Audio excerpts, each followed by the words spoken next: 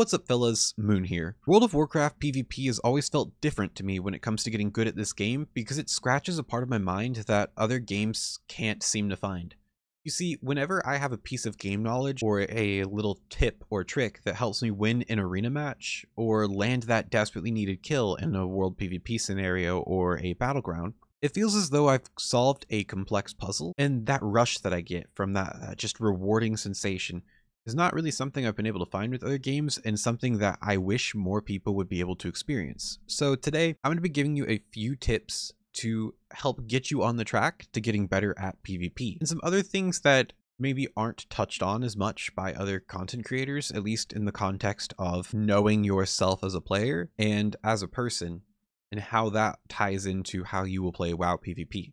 Additionally, the day that I'm making this video is July 1st, 2024, meaning that the War Within is about a month and a half away from launch. This dead time between now and the next expansion is the perfect time to get back into the game and try out new classes you would consider playing when it comes to picking a main for the War Within. Gearing is relatively straightforward, leveling is easier than ever, and so this is a fantastic time to experiment and see kind of what fits your playstyle. That being said, let's go ahead and get right into it. That's going to lead us to our first point, which I think is something that isn't really touched on, but is also the most important decision you'll make in this game.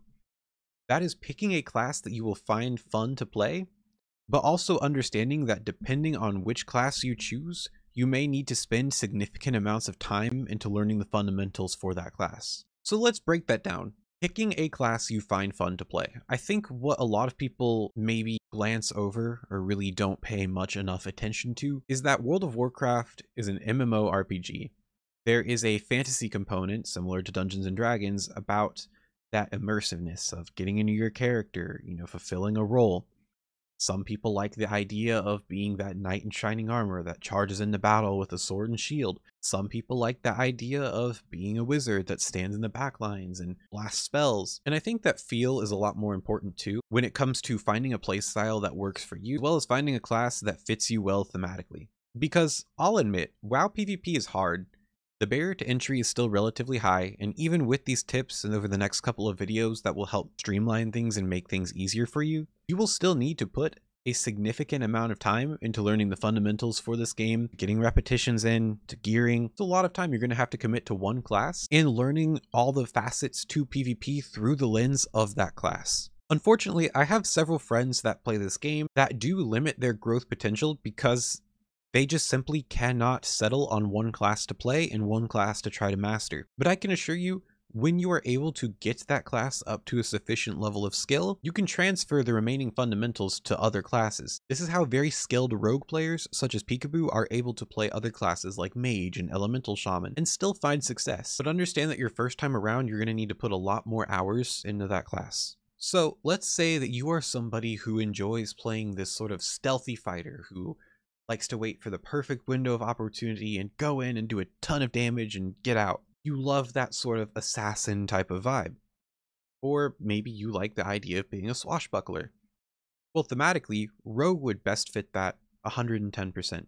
However, Rogue is also the hardest class to play in this game, due to how mechanically difficult it is, how much control and how much damage it can do, while also simultaneously being squishy, and if you don't really know what you're doing, you can very easily throw tons and tons of games. Now, I'm not trying to dissuade you from playing Rogue, but understand that if Rogue is a class you truly want to play, you're going to have to put a lot more time into it than, say, a warrior, or a monk, or a demon hunter. And again, if you are dead set on playing a Rogue, by all means, play a Rogue.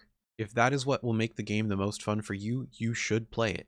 But at the same time, I want you to be informed that not all classes are created equal. Skillcapped has kind of a decent video when it comes to class archetypes and what roles they fill, which I'll go ahead and find and link here. But truly, deeply, and genuinely, I feel as though this is the biggest hangup that stops a lot of players from being able to progress and succeed in WoW PvP is they just can't determine what class they want to play. That being said, when you pick a class you want to play and you're 100% and you're dead set on it, I want to play this class, the next thing that I would do is I would go and I would look up streamers that specifically play that class. Number one is, who is the streamer's teammates? What classes are they playing? And number two would be, what are the enemies? This will help you accomplish two things. One, It'll help you get an idea of what classes tend to be the best at synergizing with your class. While there are a lot of details and nuances to arena compositions and how they function, the quickest summary I can give is that your class has other classes in the game that it synergizes very well with, and other classes that you probably should not play with because they either overlap with each other or are generally weaker with each other than other available options. And I think you can gain a lot of value through observation by just watching some of these live streams of the class that you decide to play. A lot of them will happen to have guides on getting you set up, and while I feel qualified to be a good enough player to get you the general fundamentals of getting you started with the game, I can attest that these players who make these class-specific guides are leagues better players than I am, and will be able to get you more valuable information that is relevant to your specific class. Alright, now that we're done and we've picked a class, gotten into the game, we picked our streamer, we know a little bit of what we're doing, the next thing that I would do is I would look at the most popular specialization for all 13 of the classes and learn what they do. Now, when I say learn the most popular specialization for each class, I understand that because there are 39 specializations in this game, it can be very overwhelming to try and understand the nuances of what each one's doing. However, there are some specializations that you will just not see very often.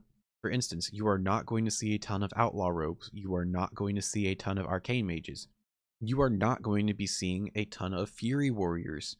You might as you climb up the ranks, but that's not important right now when we're learning the game. When you can triage what the most popular specializations are for each class and learning it, you can get a solid chunk of information that you need to do well in the game and to play against certain classes, because when you run the numbers against each other, it's better to know the enemies that you will be seeing the most rather than enemies you might not be seeing at all. It's just making the best usage of your time.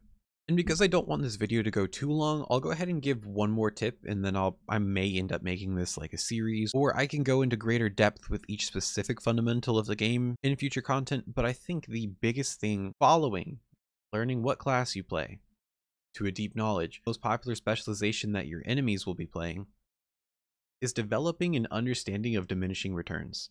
This game is both a combination of cooldown trading, which is your offensive and defensive cooldowns, combined with crowd control. Crowd control is a very important aspect when it comes to being able to win games, because more often than not, landing that one crucial crowd control on the enemy healer is enough to keep them locked down to where you can win the game, rather than having all of your damage being healed back up. What diminishing returns do, DRs, I know it's very tempting to say doctors, but what diminishing returns do is it breaks up all of the crowd control into, I think it's like, what, 6 or 7 categories? And certain classes have crowd control that fits into one or more of these categories. When you are hit with multiple crowd control that are in that same category of diminishing return, it will get a diminishing return, which means it'll have half and then a quarter of its value before your target is immune to that crowd control for 18 seconds. Being able to learn which spells interact with each other and which spells have a diminishing return with each other will help you drastically so that you can, 1, get the most value out of your crowd control, and 2, not accidentally screw over your team by using a same category of diminishing return on top of another one. For instance, if I'm playing my Frost Mage with a rogue and I use Polymorph on a target, and the rogue decides to gouge that same target, because our 2 abilities are incapacitates, they will have a diminishing return with each other, meaning that I now have to wait longer before I can get a full value polymorph on my target, meaning that my target is basically able to do whatever they want for the next 18 seconds. I think when you're able to get your other fundamentals together, developing an understanding of the diminishing returns are so crucial, because it's often this knowledge that can make or break games. But don't expect to become an expert overnight, because I have friends that I've been playing with for months and years, and they still struggle with understanding which spells have diminishing returns with each other. I can go over that in another video, but that's the basics that you need to know. Alright folks, that's going to be all for today's video, because I don't want to overwhelm you with too much information in one go. I may end up making a massive PvP guide of getting into WoW PvP shortly before the launch of the next expansion.